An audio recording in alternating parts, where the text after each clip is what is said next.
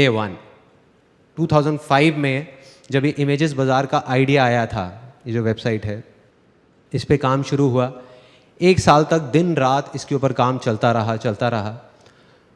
और 1 साल बाद में 2006 में जब इसको लॉन्च किया तो it was a complete disaster, it was a failure.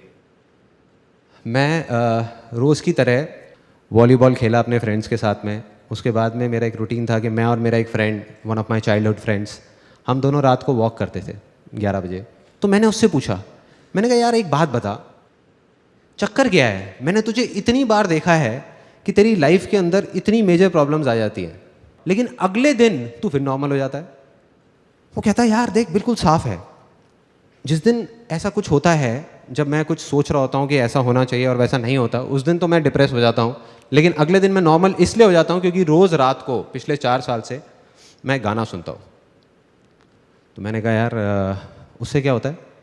कहता है अभी बताता हूँ क्या होता है, लेकिन कहता है मैं तेरे को गाना नहीं बता सकता कौन सा है, तू बहुत हंसेगा यार, तू मजाक उड़ाएगा मेरा। मैं कहा नहीं बोलना कौन सा गाना है। कहता मुसू मुसू हासी देव में लई लई। इस गाने की खास बात यह है, इस मूवी की खास बात यह है कि इसमें जितनी भी स्टार कास्ट थी वो सारी नई थी। मतलब इसमें कोई भी पुराने एक्टर्स नहीं थे, सारे नए एक्टर्स और एक्ट्रेसेस थे।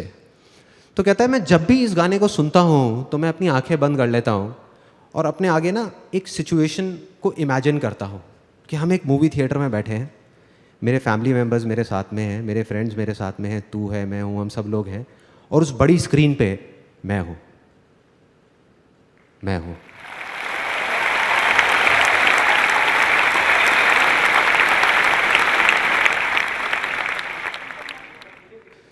सो ये जो छोटी सी चीज़ सुनने में लग रही थी, ये मेरे को समझ आ गई थी कि कुछ बड़ा है इसके अंदर। मैं इमीडिएटली घर गया, मैंने कहा ये एक बार सुनता है ना गाना, मैं 50 बार सुनूंगा एक दिन में, देखता हूँ क्या होता है। क्योंकि मैं ना कोरिलेट कर रहा था चीज़ों को। मैंने एक बुक पढ़ी थी, think and grow rich by Napoleon Hill. किसने पढ़ी है यहाँ पे? पढ़ी है, ओके।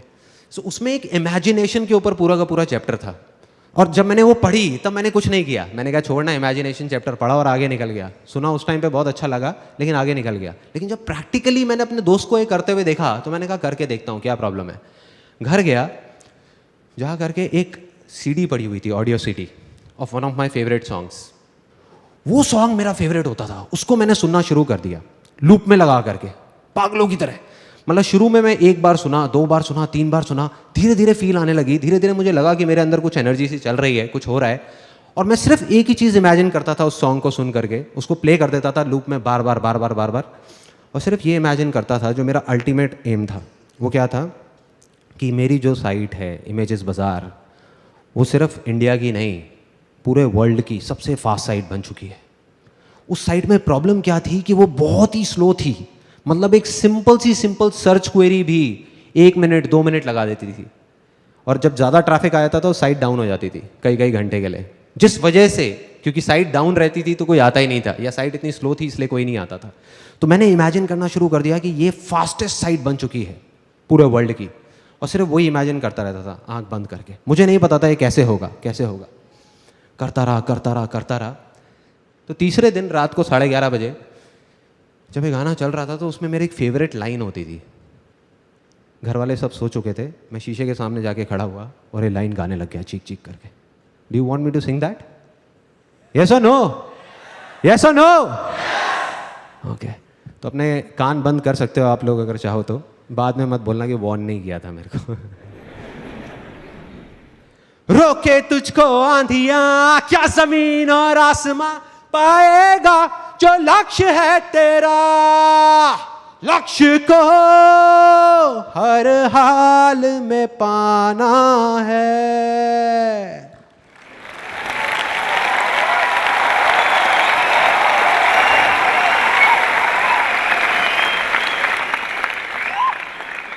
बड़ी अजीब सी लगेंगी ये बातें सुनने में, लेकिन मेरे को पता नहीं ऐसी अजीब चीज़ों में बहुत मज़ा आता है। तो ये जब किया, उधर से बाहर से मेरी मदर की आवाज़ आई, संदीप बेटे तुम अकेले नहीं रहते इस घर में। सुबह 6 बजे मेरी नींद खुली। मैंने ठान लिया, मैंने कहा अब जब तक ये साइट ठीक नहीं हो जाएगी, जब तक मुझे जवाब नहीं मिलेगा, मैं घर नहीं आऊँगा, मैं ऑफिस में बैठा रहूँगा। 8 दिन तक पागलों की तरह नेट पे बैठ करके ढूंढ रहा था, जवाब ढूंढ रहा था कि क्या होगा, कैसे होगा, क्या करूँगा, क्या नहीं। और ढूंढते ढूंढते ढूंढते ढूंढते धीरे धीरे अब मैंने प्रोग्रामिंग सीखना शुरू किया। I learn the basics of programming on my own. I learn how to read codes, I learn how to optimise search queries. आप लोग मेरे से ज़्यादा अच्छे तरीके से जानते होंगे इस बात को। डेटाबेस जो डिज़ाइन था हमारी, जो पूरा का पूरा जो पीछे का स्ट्रक्चर था, वो बिल्कुल बेकार था।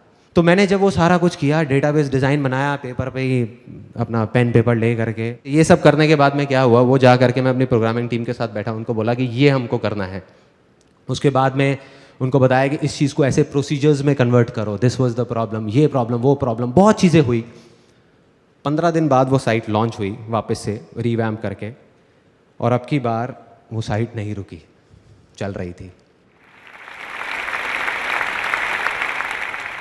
तो वो जो चीज़ 2 मिनट लग रही थी, 1 मिनट लग रहा था, it came down to 1 second, 2 second, मतलब सारी प्रॉब्लम सॉल्व।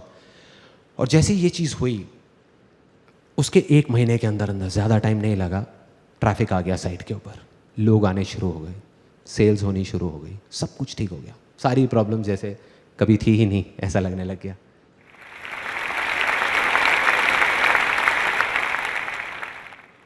डे 2, हम फैमिली के साथ सब लोग बैठे हुए थे एक रेस्टोरेंट में। It was in the year 2007। अंदर ही अंदर कुछ चल रहा था मेरे, there was something which was going on. और वो क्या था कि हमारा जो बिजनेस था, ये जो इमेजेस बाज़ार था, ये ना ग्रो नहीं कर पा रहा था। It was kind of stuck at the same level. जैसे जो सेल्स जब साइट ठीक हुई उसके बाद एकदम से ऐसे गई, then it was moving like this, एक स्ट्रेट ग्राफ की तरह, मतलब it was not going like this, ऐसे नहीं हो रहा था। उस रेस्टोरेंट से जब खाना खा के हम नीचे उतरे, तो मैं गया उस रेस्टोरेंट के ओनर के पास में, जिनको हम प्यार से मामा बोलते थे, मैं और मेरे सारे दोस्त। उनके पास में गया, मैंने कहा मामा यार एक बात बताओ, यहाँ पे हमारे एरिया में पता नहीं कितने रेस्टोरेंट्स खुले होंगे, उसमें से बहुत सारे तो बंद हो गए और कुछ हैं जो धक्का दे दे करके चल रहे हैं, चलते जा रहे हैं। लेकिन आप हो, आपने एक छोटे से सेटअप से शुरू किया था, एक सिंगल छोटी सी दुकान से, और आज आपने इतना एक्सपैंड कर लिया। मतलब पहले एक दुकान थी, अब आपकी ऊपर इतनी सारी दुकानें ले ली आपने, 2 फ्लोर्स ले लिए, और आप एक्सपैंड करते ही जा रहे हो, इतनी तेज़ी से ग्रो कर रहे हो। भाई चक्कर क्या है, क्या चक्कर है? मतलब कुछ ना कुछ तो है ना कहानी। तो जैसे एक नॉर्मल रिएक्शन होता है, उन्होंने कहा अरे बेटा कुछ नहीं है, सब ऊपर वाले की कृपा है। मैं कहा नहीं मामा, कुछ ना कुछ है, कुछ तो है। मतलब मैं नहीं मान सकता कि ऐसे ही, मतलब ये तुक्का नहीं हो सकता, ये नहीं हो सकता। और मैंने उनके मुंह पे बोला, मैंने कहा ऐसा भी नहीं है कि आपका जो खाना है वो बहुत टेस्टी है। मैं कहा there are lot of other restaurants जिनका खाना आपसे अच्छा है, फिर भी वो इतना नहीं चल रहे। कहते लगता है तू नहीं मानने वाला। मैंने कहा नहीं। कहते 1 घंटे बाद आइयो, फिर बताऊंगा। तो मैं अपने घर वालों को ड्रॉप करके आया, उन्होंने अपना थोड़ा बहुत काउंटर समेटा, ऊपर सीढ़ियों पे जाने लगे। मैं और वो दोनों गए, उनकी किचन में चले गए। फिर उन्होंने जा करके अपने आदमियों से बोला, जो भी वहाँ पे किचन में काम कर रहे थे, हाँ भाई हो गया सबका, चलो समेटो। फिर 3 लोग, उन्होंने 3 बड़े बड़े भगोने उठाए, पतीले होते हैं भगोने, बड़े बड़े बोल, उसमें एक में दाल मखनी थी, एक में ग्रेवी थी, एक में थोड़ा डार्क से कलर की ग्रेवी थी। वो उठाए और बाहर निकल गए, वहाँ से नीचे सीढ़ियों पे जाने लग गए, नीचे उतरने लग गए। नीचे गए, सड़क पे चले गए, मैं भी पीछे पीछे। मैंने कहा देखता हूँ भाई क्या चक्कर है, क्या कहानी है। सड़क पे जा करके उन्होंने तीनों ने वो ले जा करके नाली में डाल दिया। मेरे को समझ नहीं आया, मेरे को अभी भी क्लियर नहीं हुआ। मैंने कहा ये क्या है मामा, ये इससे आपकी सक्सेस का क्या कनेक्शन है? तो उन्होंने एक ऐसी लाइन बोली कि मैं हिल गया, कि मैं हर रोज अपनी तसल्ली के लिए अपने पैसे को नाली में बहा देता हूं। उन्होंने बोला और वहां से चले गए। मैं वहीं खड़ा रह गया, मैं सोच रहा था, मैंने कहा इसका क्या मतलब है। मैं घर गया, नींद नहीं आ रही थी, सोचता रहा, दिमाग चल रहा था। मैंने कहा इसको ब्रेक कर करके समझना पड़ेगा, एक बार में पूरा समझ नहीं आएगा।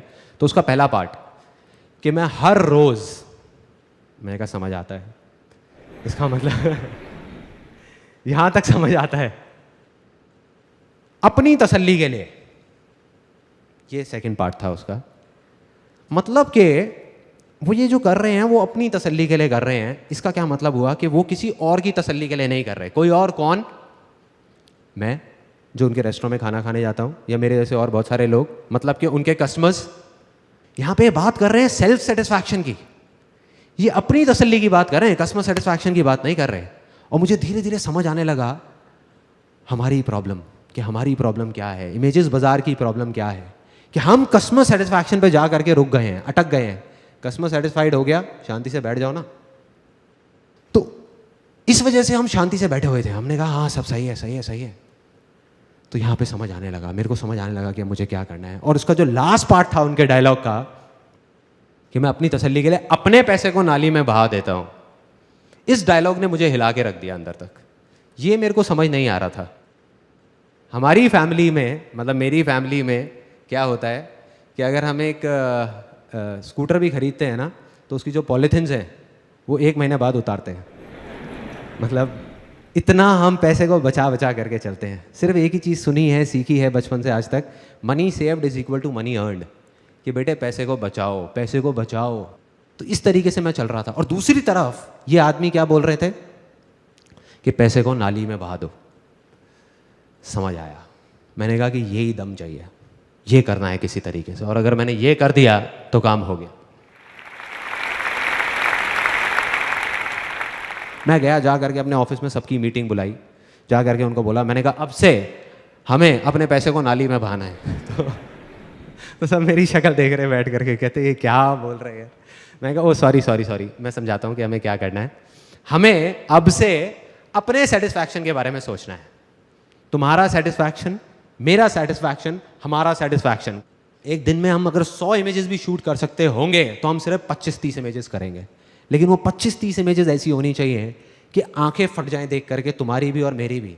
तुम सिर्फ ये बताओ कि तुम्हें किस तरह का शूट करने में मजा आएगा, ऐसा क्या होना चाहिए कि तुम्हें मजा आए। छोड़ो क्लाइंट को, छोड़ो मुझे, पैसा कितना भी लग जाए, बह जाए, कोई टेंशन नहीं है। कहते सबसे पहले हमको फोटोग्राफी इक्विपमेंट्स जो हैं वो नए लेने होंगे। अभी हम इंडियन यूज़ कर रहे हैं ज़्यादातर, लाइट्स और ये वो सारी चीज़ें। कहते वो अगर हम इंटरनेशनल ले लेते हैं जो बहुत एक्सपेंसिव है तो हमारी क्वालिटी बढ़ सकती है। मैंने कहा ले लो, डन। मैंने कहा कल ही लो, परसों तक भी नहीं रुकेंगे। वो हो गया। मैंने कहा और क्या कर सकते हैं। कहते और हम जो लोकेशंस हायर करते हैं अपने शूट के लिए, वो अभी हमारा एक बजट है 5-7 हज़ार रुपये का, अगर हम उसको बढ़ा देते हैं। मैंने कहा कितना बढ़ाना है। कहते 20-25 हज़ार रुपये में बहुत अच्छी लोकेशन आ सकती है। मैंने कहा करो। मैंने कहा इंडिया से हम फॉरेन में मॉडल्स लेकर के जाएंगे, वहाँ जा करके शूट करेंगे, करो। ऐसे हर चीज़ का बजट बढ़ा दिया। एक्साइटमेंट किस लेवल पे था, I can't express it in words. उस टाइम पूरी की पूरी टीम का, सबको इतना मज़ा आ रहा था। रोज़ एक ऐसा शूट निकल के आ रहा था जो पहले वाले से लाख गुना बेटर था। 2 महीने बाद पूरी की पूरी ये नई कलेक्शन हमने लॉन्च करी अपनी साइट पे, and you won't believe it, उसके 1 महीने के अंदर अंदर हमारी साइट पे, जब मैंने पीछे एनालिटिक्स से देखा, ट्रैफिक 10 गुना बढ़ गया, 10 टाइम्स इन 1 मंथ। इमेजेस बिगाड़ बिकम सक्सेस। डे 3, दिमाग मेरा बन चुका था एक एंटरप्रेन्योर का। एंटरप्रेन्योर, बिल्कुल एक एंटरप्रेन्योर की तरह सोच रहा था कि ये जो हमारा बिजनेस है इमेजेस बाजार, चाहे कितना भी अच्छा हो, बट हम एक नीश सेगमेंट में ऑपरेट कर रहे हैं। So there is a limit to where we can grow. साल का अब हम 30-40% से ग्रो कर सकते हैं, बट अगर हम एक्सपोनेंशियल ग्रोथ की बात करें तो वो नहीं हो सकता। अगर मैं ये चाहूँ कि इसकी रेवेन्यूज़ को यहाँ से बढ़ा करके 10,000 करोड़ कर दूँ तो नहीं हो सकता। उसके लिए एक आइडिया आया, और उस आइडिया पे काम करना मैंने शुरू किया। ऑलमोस्ट 5 महीने तक मैंने काम किया दिन रात उस आइडिया पे। I tell you that idea वो क्या था। It was very simple. Air purifiers, India में हर घर में आज की डेट में एक वाटर प्यूरीफायर है, बट एयर प्यूरीफायर का किसी ने नाम तक नहीं सुना है। On the other hand, penetration rate of air purifiers in countries like North America is more than 30%. In Japan, it's more than 17%, and it's growing like anything in all over the world. India में अभी तक एक भी ऐसा brand नहीं है, या ये कह लो कि ब्रांड रिकॉल नहीं है किसी भी ब्रांड की। So the plan was ready, business plan was ready, market research हो चुका था, marketing strategy was ready, investors were ready, and I was 110% sure कि आने वाले 10 साल के अंदर अंदर it's going to be $1 billion company in terms of valuation. दिमाग ऐसे सोच रहा था, दिल कह रहा था कि मैंने अपने आप से एक कमिटमेंट किया था जब ये कंपनी शुरू भी नहीं हुई थी इमेजेस बाजार। उससे काफ़ी साल पहले, जब मैं अराउंड 22-23 साल का था, कि अगर मैं ज़िंदगी में कभी कुछ बन गया, तब मैंने और बहुत सारे काम किए थे, बहुत प्रॉब्लम्स आ रही थी, फैमिली की कंडीशंस काफ़ी ख़राब थी। तो मैंने कहा था अपने आप से कि अगर मैं कभी कुछ बन गया ज़िंदगी में, तो मैं अपने तक नहीं रखूँगा उन सारे एक्सपीरियंसेस को, शेयर करूँगा पूरी दुनिया के साथ, वैसे लोगों के साथ जो मेरी तरह ही कुछ करना चाहते हैं। 2:30 बजे रात के, it was again a turning point of my life. वो बिज़नेस प्लान को मैंने फाड़ा, मार्केटिंग स्ट्रैटेजीज़ की पूरी फाइल बनी हुई थी उसको फाड़ा, जो इन्वेस्टर्स के सारे डॉक्यूमेंट्स थे सबको फाड़ा, ले जा करके डस्टबिन में डाला, अपना हैंडी कैम ऑन किया। मतलब मैंने अपने दिल की सुनी, दिमाग की नहीं। उस टाइम पे हैंडी कैम ऑन किया और जो मन में चल रहा था वो रिकॉर्ड कर दिया कि अब मैं ये करने वाला हूँ, वो करने वाला हूँ, मैं ये करूँगा, वो करूँगा। अगले दिन उसको एडिट करके यूट्यूब पे डाल दिया उस वीडियो को, और ऐड निकाल दी न्यूज़पेपर में, free life changing seminar by Sandeep Maheshwari. और एक ऐसी चीज़ करी जिसका मुझे कुछ नहीं पता था क्या होने वाला है, मन में डर था, बहुत कुछ था, लेकिन मैंने सिर्फ अपने दिल की सुनी, क्योंकि पूरी ज़िंदगी मैंने यही किया था। तो मैंने कहा अब मैं अपने दिमाग की नहीं सुनने वाला। और उसको करना शुरू किया। शुरू में बहुत छोटे लेवल पे, ऑफिस में ही एक छोटी सी जगह बना ली, वहाँ पे सिर्फ 20-25 लोग आते थे। मतलब कुछ था, मुझे नहीं पता था इसको करके क्या होने वाला है, पागलपन था, बेवकूफ़ी थी। ऑफिस में भी सब सोच रहे थे क्या हो रहा है, क्यों हो रहा है। घर वाले कह रहे थे क्या कर रहा है, क्यों कर रहा है, फ्री के सेमिनार्स, क्या फंडा है यार। और open to anybody and everybody, कोई भी आए, कहीं से भी आए। पहले 25 लोग आए, धीरे धीरे वर्ड ऑफ माउथ स्प्रेड हुआ। उसके बाद में 30-40 लोग आने लगे हर हफ्ते, 50 लोग आए, 100 लोग आए। उसके बाद में जगह कम पड़ने लग गई, तो हमने एक ऑडिटोरियम हायर करना शुरू कर दिया दिल्ली में। वहाँ पे हर हफ्ते के 400-500 लोग आते थे। उसके बाद में finally 20th October I conducted my last life changing seminar. और मुझे वो मोमेंट याद है जब पूरा स्टेडियम भरा हुआ था और मैं वहीं साइड में खड़े होकर के देख रहा था। It was kind of unbelievable for me. मुझे समझ नहीं आ रहा था ये हो क्या रहा है, कहाँ कहाँ से लोग आ रहे हैं, कौन कौन है, मैं किसी को जानता नहीं, पहचानता नहीं। और जब मैं वहाँ से नीचे उतरा तो लाइफ में पहली बार मैं रोया था। मेरे साथ में और हज़ारों लोग उस स्टेडियम में बैठे थे। कुछ ऐसा हुआ था उस दिन जो मैं अभी एक्सप्रेस नहीं कर सकता, मैं एक्सप्लेन नहीं कर सकता क्या था वो वर्ड्स में। लेकिन फिर भी अगर मैं कोशिश करूं एक्सप्रेस करने की, वो कुछ ऐसी है फीलिंग कि अगर अभी आप मुझे ऑप्शन दो कि या तो ये 10 प्राइवेट जेट हैं, ये मैं रख सकता हूं, या ये जो मेरी फीलिंग है, जो मैं अभी फील कर रहा हूं, या जो मैंने तब फील किया, ये सब करके जो मैं कर रहा हूं, इन दोनों में से किसी एक चीज को मैं रख सकता हूं और दूसरे को मुझे बस हटाना होगा, तो मैं एक सेकंड भी नहीं लगाऊंगा, आग लगा दूंगा 10 के 10 प्राइवेट जेट्स में। यह है मेरे लिए सक्सेस आज के टाइम में। क्योंकि ना मुझे अब जाकर के असली सक्सेस जो है उसका मतलब समझ आ गया है। वो ये नहीं है कि हम कुछ चीजें इकट्ठी करने के लिए, जैसे प्रॉपर्टी, कार, बैंक बैलेंस, कुछ चीज़ें इकट्ठी करने के लिए ज़िंदगी भर बस भागते रहें, और जो चीज़ें हमारे पास नहीं हैं उसको सोच करके हम बस रोते रहें। ये नहीं है सक्सेस, ये सिर्फ एक ढोंग है, दिखावा है और कुछ नहीं है। असली सक्सेस है जो मैंने फील करी है, जब आप कुछ ऐसा कर जाओ कि अपनी हर चीज़ गंवाने के बाद भी, हर चीज़, आप हंसते हंसते मर सको। वो है असली success. That is success for me.